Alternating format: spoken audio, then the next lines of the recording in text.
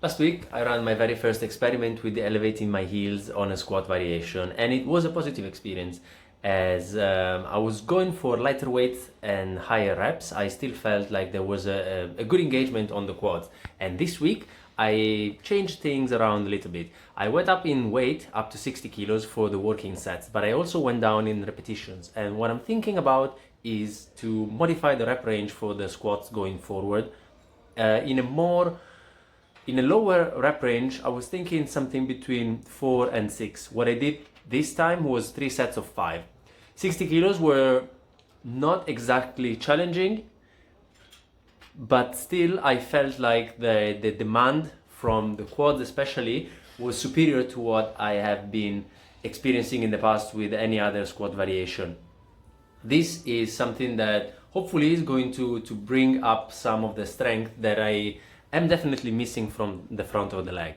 When I'm looking at the technique, from the side, it looked really nice because I was able to maintain a much straighter back, and probably the demand on the upper back was reduced from the non-elevated variation.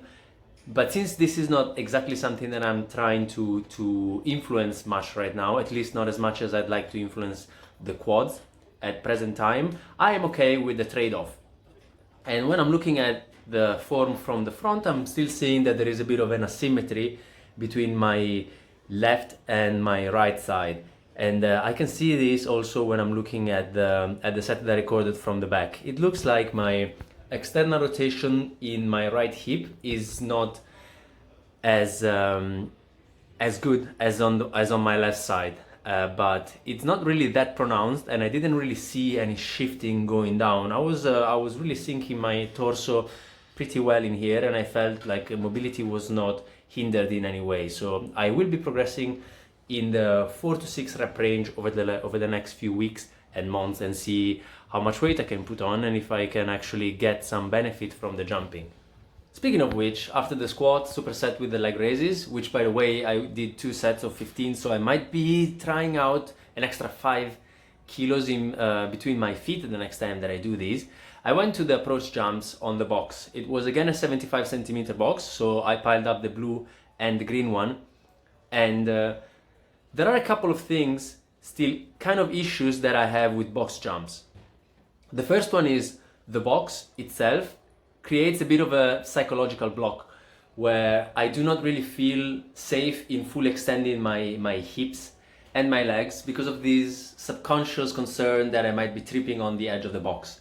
And a second thing is also that if I only need to jump on top of a box, I will only be exerting myself to the extent that is necessary to be on top of that box. And yes, I am trying to get on top of the box with full extended hips and legs, but these two things kind of go against each other.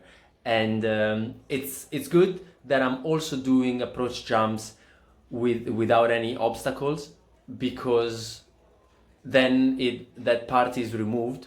But at the same time, the downside with that kind of jumping is that I do not really have anything to reach for, and max effort is not something that is easy to get out of an exercise if there is no clear goal and it's just all up in the air, quite literally.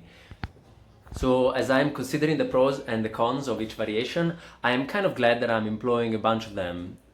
So hopefully the positives of each are going to compound with each other, and the drawbacks are kind of going to be cancelling each other out, if that makes sense. So apart from a programming standpoint, I was looking at the jumps, and the first couple of sets I wasn't really doing that well. Then on the third set, I was really forcing myself on staying tall with my torso, and unfortunately I wasn't able to place the camera in the right position, but I'm noticing that there is already an improvement, so I really need to work on this. Ciao.